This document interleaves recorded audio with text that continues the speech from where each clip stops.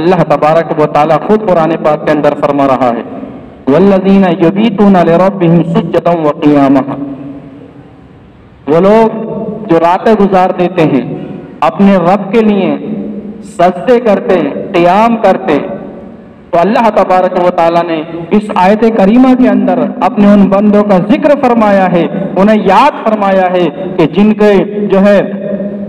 جو ہے اللہ تبارک و تعالیٰ کی یاد میں راتیں گزر جایا کرتی ہیں، کبھی سجدے کرتے کبھی قیام کرتے، اور ان کے سجدوں کی طوالت جو ہے وہ راتوں کی وسعتوں پر حاوی آ جایا کرتی ہیں، یعنی ان کی راتیں ختم ہو جاتی ہیں لیکن ان کے سجدے پورے نہیں ہوتے۔ ان کی راتیں ختم ہو جاتی ہیں لیکن سجدے مکمل نہیں ہوتے، ان کے سجدے پورے نہیں ہوتے۔ اللہ تبارک و تعالیٰ نے اس آیت کریمہ کے اندر اپنے ان بندوں کا ذکر فرمایا ہے جو رات اور رات اپنے رب کی عبادت میں گزار دیا کرتے ہیں، کبھی سجدے کرتے اور کبھی قیام کرتے۔ اب آؤ حضرت سیدہ طیبہ طاہرہ پاکیزہ حضرت فاطمہ الزہرا رضی اللہ تعالی عنہ کی بارگاہ میں آؤ۔ شہزادی کونین ہیں، آقا کی شہزادی بیٹی ہیں، آقا کی پیاری بیٹی ہیں حضرت سیدہ طیبہ طاہرہ پاکیزہ کی عبادت کا عالم یہ ہے کہ آپ اپنے بچوں کو سلانے کے بعد، حضرت امام حسن حسین کو سلانے کے بعد اللہ تبارک و تعالیٰ کی بارگاہ میں کھڑی ہو جاتی ہیں، رب کا ذکر کرنے کے لیے کھڑی ہو جاتی ہیں، عبادت الہی میں کھڑی ہو جاتی ہیں، اپنے چھوٹے چھوٹے بچوں کو یعنی حضرت امام حسن حسین کو سلا دیتی ہیں اور رب کی بارگاہ میں کھڑی ہو جاتی ہیں، قیام کرتی ہیں، سجدہ کرتی ہیں، رکوع کرتی ہیں، یہاں تک کہ آپ جو ہے اتنا طویل سجدہ فرماتی، اتنا لمبا سجدہ فرماتی کہ رات ختم ہو جاتی لیکن سیدہ فاطمہ کا پہلا سجدہ بھی پورا نہیں ہوتا۔ بے شک بے شک سبحان اللہ۔ یہ حضرت فاطمہ کی عبادت کا عالم کہ رات ختم ہو جاتی، وہ سردیوں کی لمبی لمبی راتیں ہوا کرتی تھیں کہ جن میں آج ہم آرام کے ساتھ سویا کرتے ہیں، لحاظ میں منہ چھپانے کے بعد ساری رات سویا کرتے ہیں، ساری رات سوتے رہتے ہیں، لیکن یہ شہزادی کونین ہیں، جنتی عورتوں کی سردار ہیں، فاطمہ الزہرا کی عبادت کا یہ عالم ہے کہ رب کی بارگاہ میں سرو سجود ہیں اور اتنا طویل سجدہ کر رہی ہیں، اتنا لمبا سجدہ کرتی ہیں کہ رات ختم ہو جاتی ہے لیکن فاطمہ کا پہلا سجدہ پورا نہیں ہوتا۔ اللہ اکبر۔ جب فاطمہ سجدے سے سر اٹھاتی ہیں اور رب کی بارگاہ میں دعا کرتی ہیں، اے پاک پروردگار عالم، اے مالک و مولا، تو نے یہ کیسی چھوٹی چھوٹی راتیں بناتی ہیں، اے پاک پروردگار عالم، تو نے یہ کیسی چھوٹی چھوٹی راتیں عطا فرماتی ہے، اے پاک پروردگار عالم، کوئی ایک ایسی رات عطا فرما دے، کوئی ایک ایسی رات بنا دے تاکہ تیری فاطمہ دل کھول کے تیری عبادت کر لے۔ بے شک سبحان اللہ۔ یہ سیدہ فاطمہ عرض کرتی ہیں، رب کی بارگاہ میں دعا کرتی ہیں، اے پاک پروردگار عالم،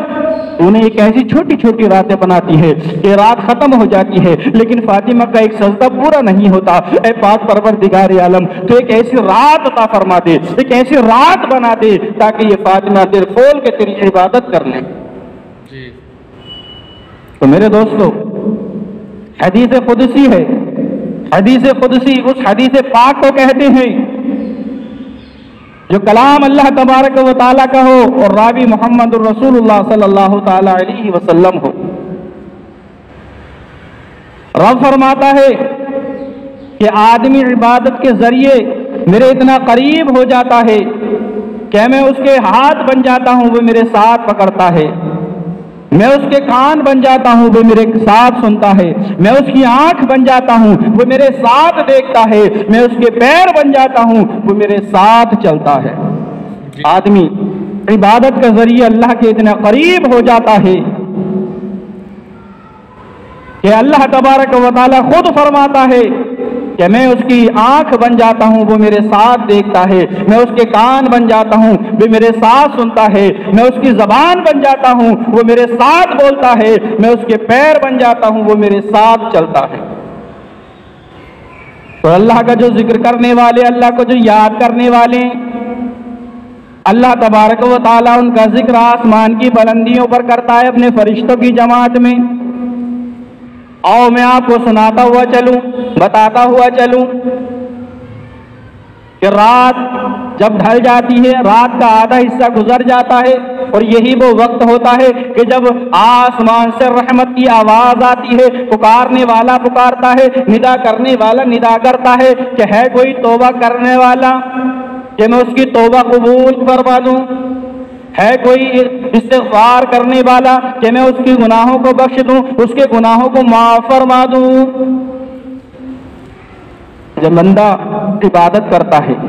اور آدھی رات ڈھلنے کے بعد، آدھی رات گزر جانے کے بعد جب رب کا ذکر کرتا ہے تو یہی وہ وقت ہوتا ہے کہ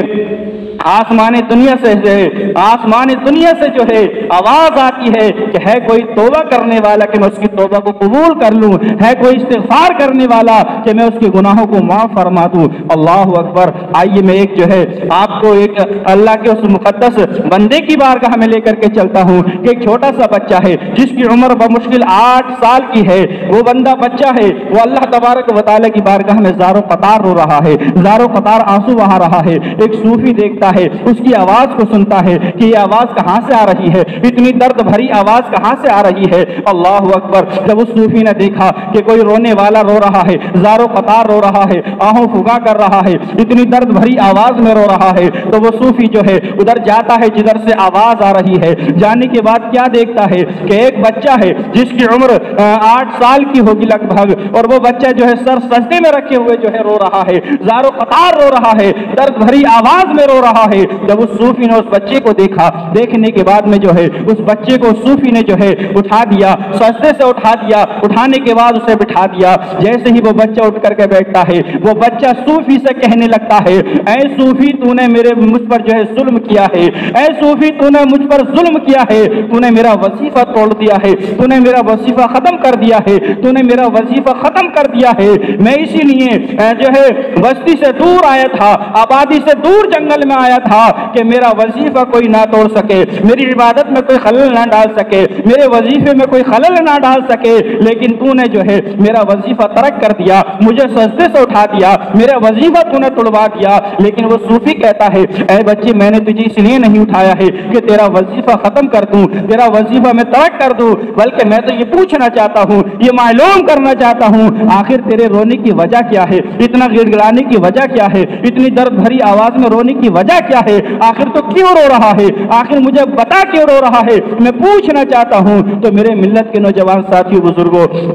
وہ 8 سال کا بچہ ہے، وہ صوفی سے کہتا ہے، اے صوفی سن، تو